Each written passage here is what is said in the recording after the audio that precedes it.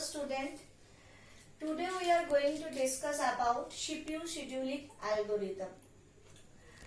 Up to now, in many time we have discussed that CPU or processor is the most busiest resource in the total system, because any process wants to execute, they require a processor for its execution.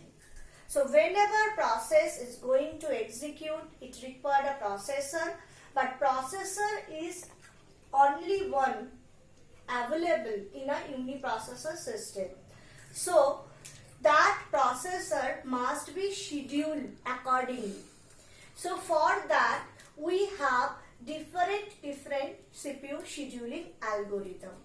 These algorithms are actually going to decide that which process are going to have the processor when and for how much time period they can continue. So firstly we are going to discuss about the types of CPU scheduling algorithm.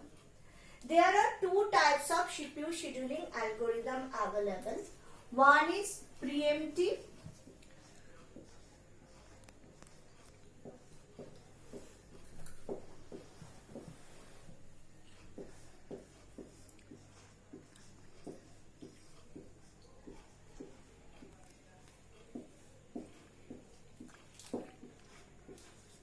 Another one is non-preemptive. Now, firstly we are going to discuss about this preemptive CPU scheduling algorithm. Suppose we have process P1, P2 and P3, and we have a CPU. We need to schedule this CPU among P1, P2, P3. Now, this P1, P2, P3 all are in my ready queue. That means all are loaded in the memory, all are ready to process. Now what happened? Suppose firstly CPU is allocated to P1. Now if the scenario is like that, until P1 voluntarily release the CPU, we cannot take CPU from the P1, then it is basically the non-preemptive one. But if the situation is like that, if some condition arise, then operating system can deallocate the CPU from P1 and allocate it to P2. Maybe P1 is not completed at that time, but due to some reason, some predefined reason, operating system is going to take back the CPU from P1 and it is allocated to P2. And P1 is going to the ready state. And now P2 is coming in the running state. If the situation is like that, then we can say this is a preemptive schedule. And if there is no such case can arise, that until P1 voluntarily release and P1 completes this execution, then the situation is what? We are going to follow a non-preemptive algorithm. So the algorithms can be distributed in preemptive and non-preemptive in these two categories. In preemptive one, if a process can voluntarily release a CPU, or if the situation arises, CPU also can take back from that process. That means operating system also can take back CPU from that particular process and then it can give to the P2. It can be possible for preemptive one, and for non-preemptive one it cannot be possible. That means until a particular process voluntarily release a CPU, operating system have no power to forceful deallocation of processor. So that is basically the two types of CPU scheduling algorithm we have. Now we are going to discuss about different CPU scheduling algorithms. The first algorithm we are going to discuss is first come, first serve or FCFS. In this algorithm, we are going to allocate process according to their arrival time. According to their arrival time, if you imagine the situation in front of the ticket counter, there is a ticket counter. In the counter, one person is sitting. Now, before that, there is a queue. At a time, this person can give a ticket only to one person. So, and the person is going to give the ticket according to the order of the queue. That means, firstly it is going to give the ticket to the first person, and then the first person go on and this person come from. Then it is going to give the ticket to the second person. Then the second person is again going to take the ticket and move on.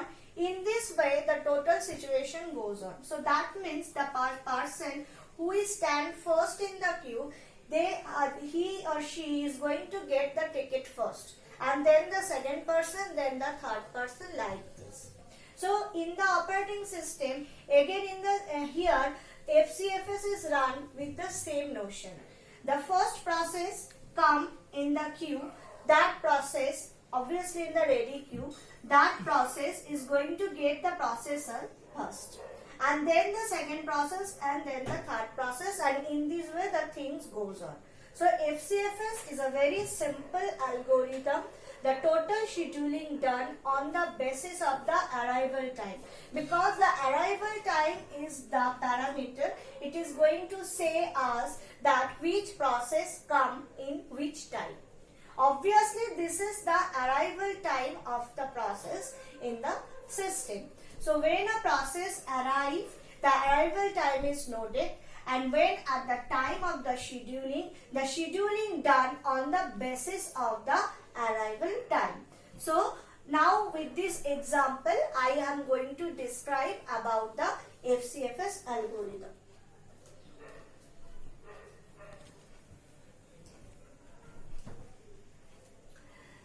Now, according to this problem, here we can see P0, P1, P2 and P3. These are the four processes available in the system. The arrival time of P0 is 0. The arrival time of P1 is 1. The arrival time of P2 is 2. And the arrival time of P3 is 3. And this is the time it will take to execute. So this is execute time. So P0 will going to take 5 units of time. P1 will take 3 units of time. P2 will take 8 units of time, and P3 will take 6 units of time. This execute time is also called burst time. So in some books it is written as burst time. So we are going to represent the total allocation or the total scheduling technique with the help of Gantt chart.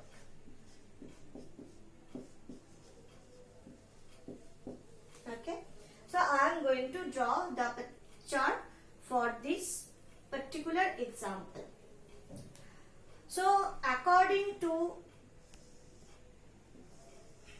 this example, which process come first? Obviously P0, because you can see the arrival time of P0 is 0. So this is the time. Okay. So at 0 time we are going to allocate P0. Now FCFS is by nature non-preemptive.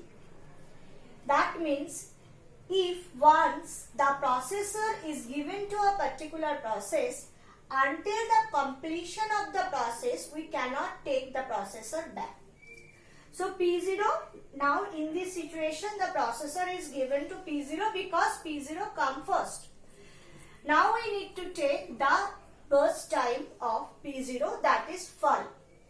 So P0 will assign at 0. It is going to take 5 units of execute time. So it is going to complete at 5. Understood? Very easy. It is firstly start with from 0 and the process, and because the process arrived at 0, the first process arrived at 0. Now it is continue for 5 units of time. So it will complete at 0 plus 5 equals to 5. Now the second process, that is P1, because after completion of P0, now the processor is idle. So P1 is going to allocate because P1 come after P0. So P1 come here. Now it is going to take 3 units of time for execution. So here the time will be what? 5. At 5 it is allocated. It is continue for 3 units of time. So it will be 5 plus 3, 8. Okay. So the allocation time plus the execution time. Then we have what? 8. Now the next one, P2. P2 come here and now the time is what? 8. Okay. Why P2 come? Because after P1 we have P2. P2's arrival time is 2 now. So now we are going with P2. So P2 will take 8 units of time. So it is assigned at 8. P2 will get processor at 8. So it will take 8 units of time for completion. So it will complete at 16. 8 plus 8, 16. Now P3 have left. So P3. Okay. Now P3 have assigned at 16. And it will going to take 6 units of time. So 16 plus 6, it will be what? 22. So now all the processes are completed. And it is the scheduling is going to represent it like this. Hopefully you have all understood. This is a very simple technique. According to the arrival time, the scheduling is done. Firstly P0 comes, so P0 first, after that P1, then P2 and then P3 according to the arrival time. And this time will be calculated when the processor is assigned to that particular process plus the execution time. Then we have the completion time. So 0 plus 5, it will be 5, then 5 plus 3, it will be 8, then 8 plus 8, it will be 16, and 16 plus 6, it will be 22. Okay. Now we are going to measure if the scheduling is helpful or not. How can we measure that? There are different metrics for that. Firstly, we are going to calculate waiting time. Okay. So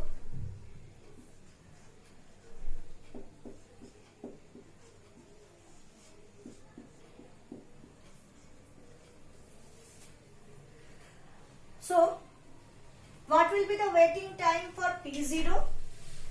The waiting time means the amount of time a particular process wait in the ready queue. So P0 have arrived at 0 and it was assigned at 0. So what will be the waiting time for P0? It is basically 0 minus 0. That means 0. Okay. So this is basically the waiting time for P0.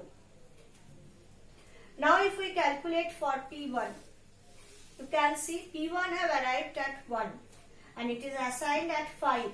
So the waiting time for P1 will be P5 minus 1, that is basically 4. So this is the waiting time for P1. And now for P2, what it will be? It will be 8 minus 2. That means 6. Okay. And then for P3 you have assigned at 16. So it will be 16 minus 3. So it will be 13 for P3. So these are the waiting time for P0, P1, P2 and P3.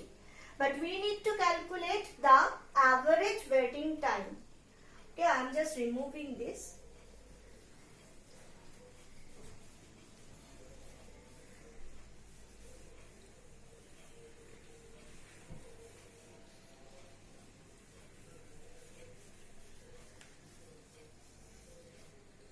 So what will be the average waiting time?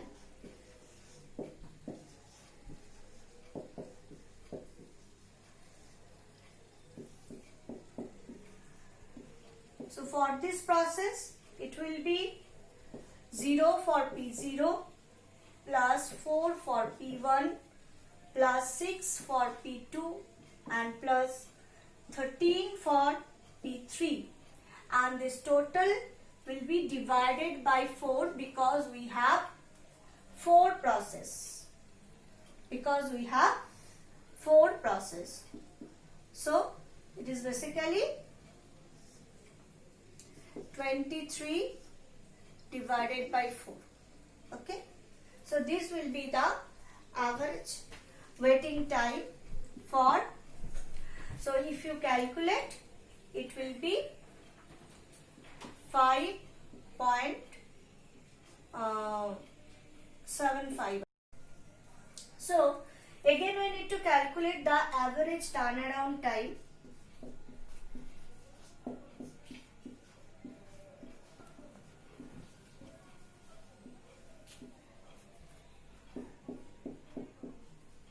So for P1 it is 5, for P0 it is 5, for P1 it is 7, for P2 it is 14, for P3 it is 19, totally divided by 4.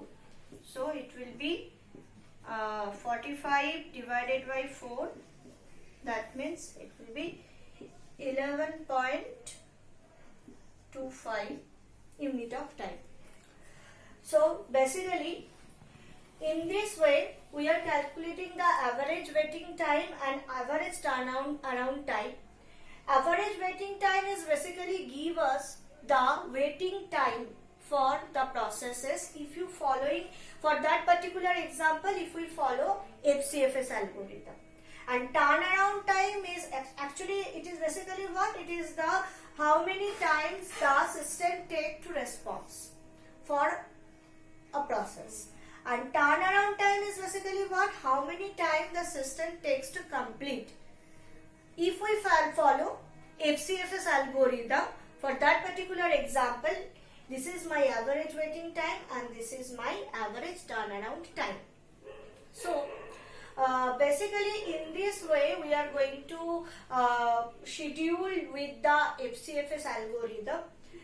The thing is what, in FCFS algorithm it is by nature it is non-preemptive. We cannot think about a preemptive FCFS algorithm because the preemptive algorithm is basically where it is basically depends on the criteria on which the algorithm is going to select the process. Now in FCFS, the system is always going to select a process with the less arrival time. So the less arrival time, that means the process come first. This criteria is never going to change. Maybe if the criteria is like that, if it is depends on the priority, then a high priority process come later, then the system can change. But in this case, which process come first, they always come first. It's never going to change. So for this reason, FCFS algorithm is by nature non-preemptive. We cannot have a preemptive FCFS algorithm. Now, FCFS algorithms, the main advantage of FCFS algorithm is what? It is very much simple. You can say it is very easy to understand and very easy to implement also. Because it is firstly it is non-preemptive in nature, and if it is non-preemptive in nature, there is no changes. The scheduling is done in a very simple way. So it is very simple to understand. There is no much any complex things in FCFS algorithm, and it is very easy to implement also, because only the arrival time we need to consider here. There is nothing else we need to consider. Only we need to give focus on the arrival time. But the thing is what? Because it is very much simple, it is not very efficient. Suppose it is always going to schedule the process first, which is come first. Now suppose we have an example like that, P0, P1, P2, where P0 is going to take 22 units of time for completion, P1 is going to take 4 units of time to completion, and P2 is going to take 2 units of time to completion. And P0 arrive first, then P1 and then P2. So according to the FCFS algorithm, obviously you are going to schedule P0 first. But you can see it will going to take a huge amount of time for completion. Though P1 and P2 is going to take very less. But they are very short process, but because of very long time, a long execution time, process is already having the CPU, these process have to wait unnecessarily. So these will actually degrade the system performance. So FCFS algorithm is very simple, it is very easy to understand, it is very easy to implement, but it is not an efficient algorithm. So today we have discussed about this FCFS algorithm. Hopefully you have understand this.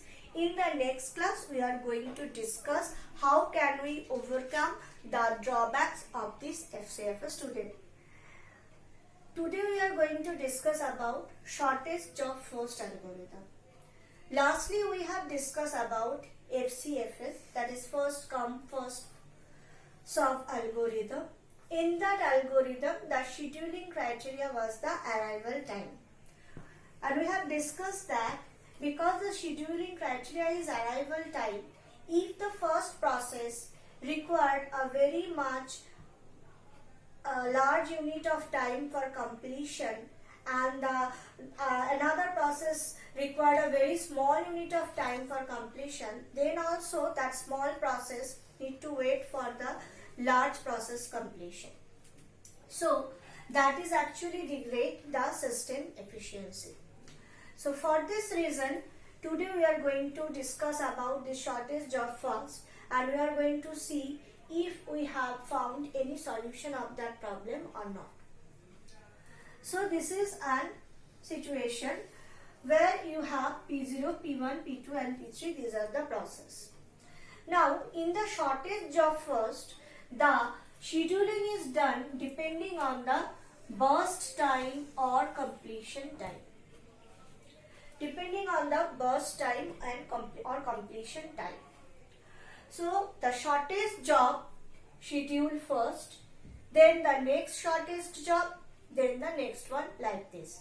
And the shortest is going to found according to the burst time. So now the thing is what? When we are going to discuss about shortest job first algorithm, firstly we are going to discuss about the non-preemptive time. That means whenever a process have already allocated a processor, then the processor cannot be forcefully deallocated. So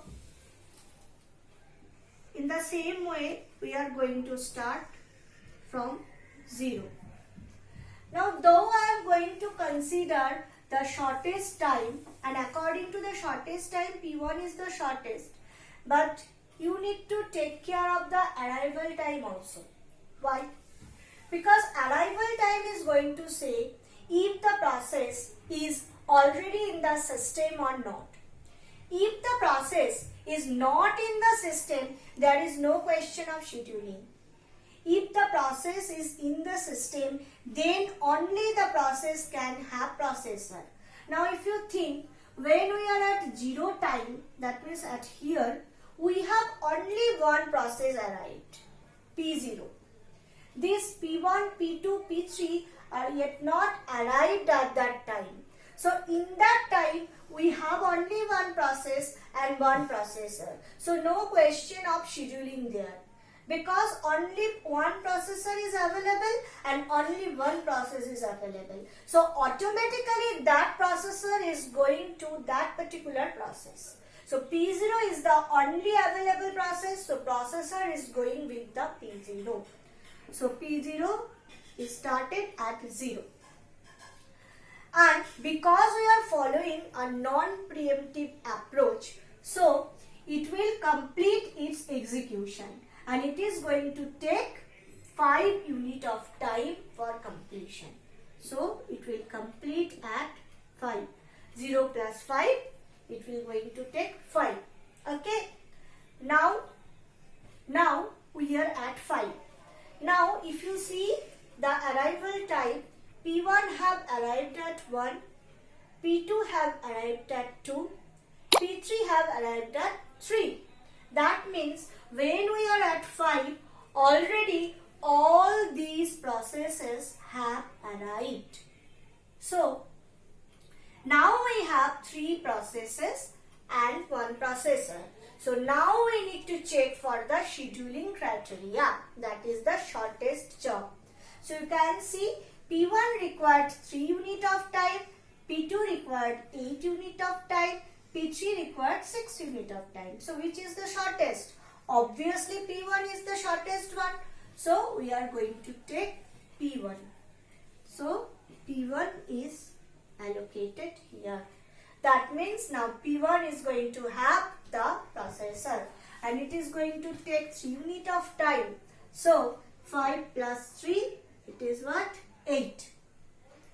Now P0 have completed, P1 have completed. Now we have P2 and P3. Which is the shortest one? Obviously P3. So now we are going to take what? P3. Because 6 is lesser than 8. So it will going to complete at what time? It is going to take 6 units of time and it is started at 8. So it is going to complete at 14. 8 plus 6, it is 14. Now what left? P2. So obviously P2 is going to be scheduled. So P2 come here. So now every process have scheduled and P2 is going to take 8 units of time. So it is going to complete 14 plus 8 at 22. Now the scheduling is complete. So this is basically SJF using a non-preemptive technique. Hopefully you have all understood that. Now again we need to check if this scheduling technique is efficient or not. Obviously we need to calculate what? The average waiting time and average turnaround time. So firstly we are going to calculate the average waiting time.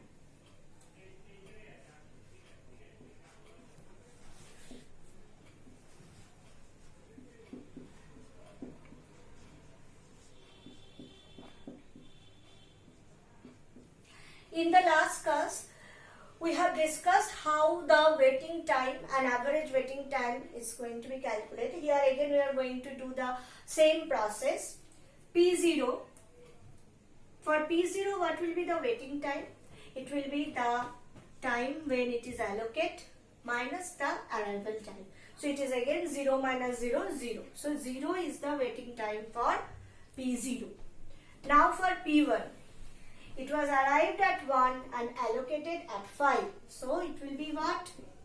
5 minus 1. Okay. Now for P2.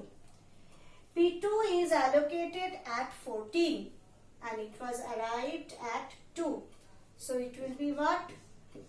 14 minus 2. Okay. And then P3.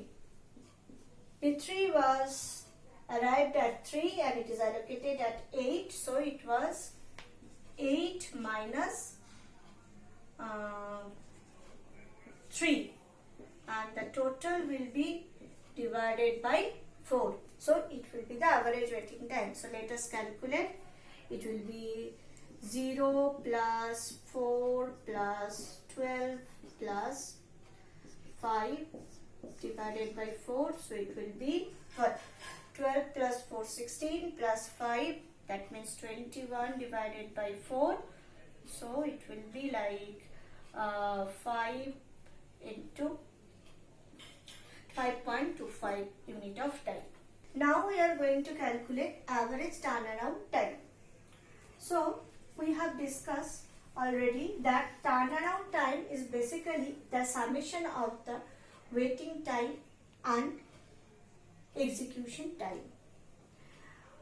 So here waiting time and execution time. So when the process enter in the system, from that time we are going to start calculation, and the calculation stop when the process get out from the system. That is basically the turnaround time. That means the total time period the process is in the system. Maybe it is waiting or maybe it is executing. So for P0, what will be the turnaround time? You can see P0 is completed at 5 and it was arrived at 0. So obviously it will be 5 minus 0. For P1, it is completed at 8 and it was arrived at 1. So it will be 8 minus 1 plus P2. P2 have completed at 22 and it have arrived at 2. And for P3, P3 have completed at 14 and have arrived at 3. And again, because we have 4 processes, so we need to make the average. So I am going to divide it by 4. So let us calculate. 5 plus 7 plus 20 plus 12 divided by 4. So it will be 5 plus 7, 12 plus 12, 24 plus 20, that means it will be 44 divided by 4, that means it will be 11 unit of time it will take for completion. So basically in this way we are going to calculate the turnaround time. So this is the SJF technique and we have followed a non-preemptive approach for this technique. Okay. So in FCFS also we have followed a non-preemptive one. In SJF also we have followed a non